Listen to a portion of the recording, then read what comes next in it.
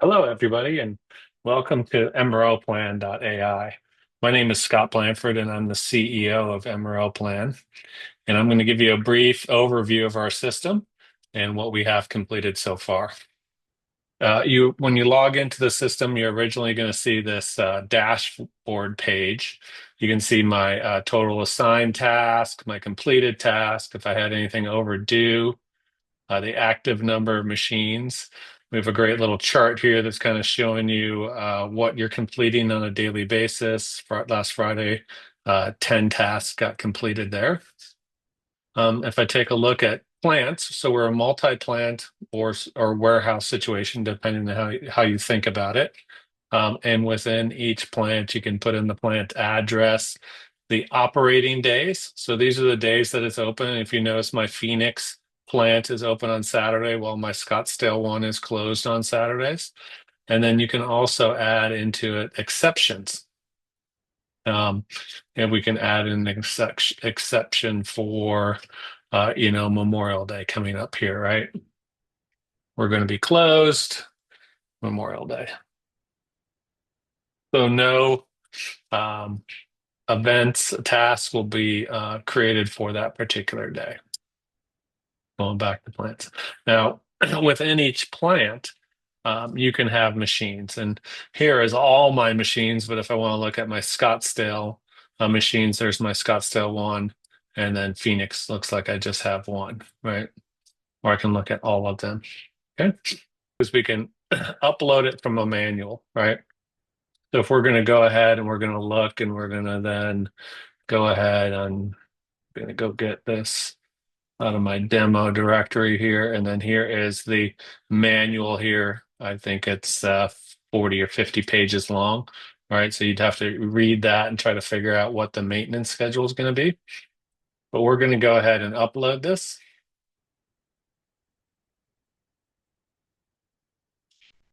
Okay. So the AI engine took that manual and then it went out there and tried to decide how this thing needed to be done. It looks like it needs to replace the hydraulic filter after 40 hours of use. So you can go ahead and add this stuff in here. We're just going to quickly go through these. Um, it's probably for another demo that we're going to really do all this stuff. But here, there's hours again, and the way that the engine came up with this. These can be switched. We have things like days, weeks, months, quarters, years, hours, and then a one-time type of thing that you want to just schedule something to be get serviced. So back again with hours. This is every 2 years. So if you see this one comes up every 2 years. Now, if I don't want one, like this one right here, and go, oh, I don't want it, or I can change the interval if I want to. I can make that 2 years, or I can make it inactive. Okay. And then it won't schedule any events for that. So go ahead and approve that for next. Next as well. And then here's a one-time situation where I can say I need to do this, here. So then we're going to go ahead, approve that for next every 3 months, once a month there. Let's just say this one was last completed April 15th. So that means then on May 15th, there should be a new one scheduled for that. Okay, one-time schedule. Let's schedule it for towards the end of the week.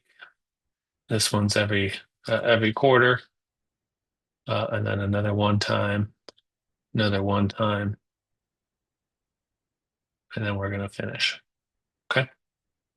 So now that went out there, and what it did is what we call creating events. Okay. So here's all these events. I could have changed these to once a week or something like that. It's next scheduled on the 22nd. That's 40 hours based off of the number of hours that machine runs and the operating days that you have. This is every 2 years. Nothing scheduled yet. We schedule things 90 days in advance. So that's why that nothing is showing scheduled there. But you see, you have things like this 5/16. I think that that's a one-timer. A monthly there. Let's see if we can find that one. Yeah, so here's that. There's the one-timer and things like that. I think it was this one here that got scheduled once a month. or say. So there you go. Those tasks that then get created that are out there. You can look at those tasks that are there for that as well too. Um, and if you go back to our dashboard, now that we've uploaded that manual into the system and everything like that, we can actually chat using AI with that particular manual, right? So if I go ahead and do this, and we've uploaded the manual, it's in our AI engine, and now we can ask it questions, right? So something like, what are the electrical requirements? Go ahead and send that to the engine. It's reading that. So this came right out of the manual.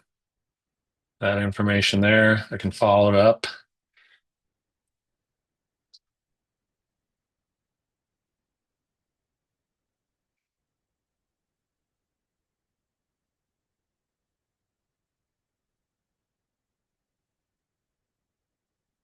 What are the general inspection guidelines? And here it is. It's coming right out of the manual. Okay. And then I can choose another machine. Let's just say I ask some questions of my laser machine that I have out there, and let's just go with a crazy one, right? Should I look at the laser? Probably not a good idea. Let's just see what the AI is going to tell us about that. No, you should not look at the laser. So, common thing. And then what is the largest size plate that I can burn on this machine? So there we go. It's looking at the manual. It says, it went to the specifications. It tells you the weight and everything like that. And then I can just do a follow-up to that. So we're actually sending this information back to the AI engine every time. So what about thickness? So I didn't ask for what size thick plate or anything like that on the machine. I just said, what about thickness? It's kind of following up to that previous question and giving us an answer. So super powerful, easy to get this information into the system. I was able to add a machine, upload my manual, get those things done, ask it questions and everything like that. So we are super excited about our system and we look forward to all of you using it in the future.